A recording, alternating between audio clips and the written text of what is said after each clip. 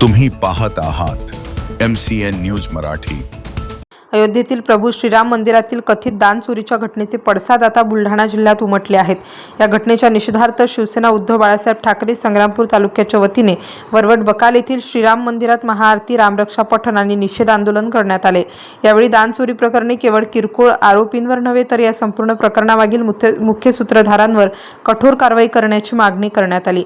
बुलढाणा जिल्ह्यातील वरवट बकाल येथील प्रसिद्ध श्रीराम मंदिरात शिवसेना उद्धव बाळासाहेब ठाकरे पक्षाच्या राज्य प्रवक्त्या ॲडव्होकेट जयश्री शेळके, सहसंपर्क प्रमुख दत्ता पाटील, जिल्हा प्रमुख गजानन वाघ, उपजिल्हा प्रमुख तुकाराम काळपांडे, युवासेना जिल्हा प्रमुख शुभम पाटील, विधानसभा संघटक भीमराव पाटील, तालुका प्रमुख रवींद्र झाडोकार, उपतालुका प्रमुख विजय मारोडे, तालुका संघटक राहुल मेटांगे, युवासेना उपजिल्हा प्रमुख पंकज मिसाळ, युवासेना विधानसभा संघटक अजय घिवे, युवासेना तालुका प्रमुख प्रशांत इंगळे, उपतालुका प्रमुख डॉक्टर श्रीराम दाभाडे, पळशी झाशीच्या सरपंच प्रियंका मेटांगे, शाखा प्रमुख प्रल्हाद आस्वार यांच्यासह पदाधिकारी, शिवसैनिक, महिला कार्यकर्त्या आणि ग्रामस्थ मोठ्या संख्येने उपस्थित होते। आंदोलनादरम्यान अयोध्येतील प्रभू श्रीराम मंदिरातील दानपेटीतील कथित चोरी ही देशासाठी अत्यंत गंभीर आणि लज्जास्पद घटना असल्याचे सांगण्यात आले।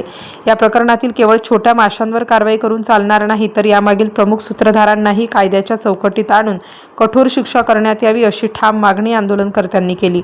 विशेष म्हणजे अयोध्येतील श्रीराम मंदिराचे भूमिपूजन ज्या दिवशी झाले त्याच दिवशी लोकवर्गणीतून वरवट बकाल येथील श्रीराम मंदिराच्या उभारणीलाही प्रारंभ झाला होता।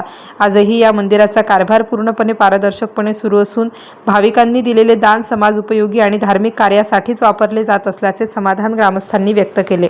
MCN न्यूज मराठी करिता रवींद्र शिरस्कार, संग्रामपूर।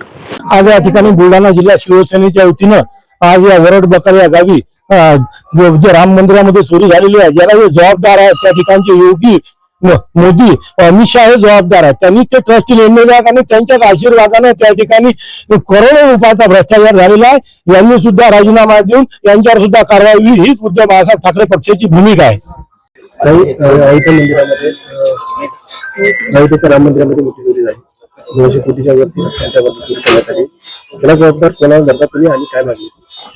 देशभरातील आणि विदेशातीलही करोडो राम भक्तांनी आपल्या कष्टाची कमाई त्या ठिकाणी राम मंदिराला दान दिलेली होती आणि आज त्यावर दल्ला मारण्याचं काम हे मंदिर प्रशासनाने आणि त्यांना राजाश्रय देणाऱ्या भारतीय जनता पक्षाने केलेलं आहे।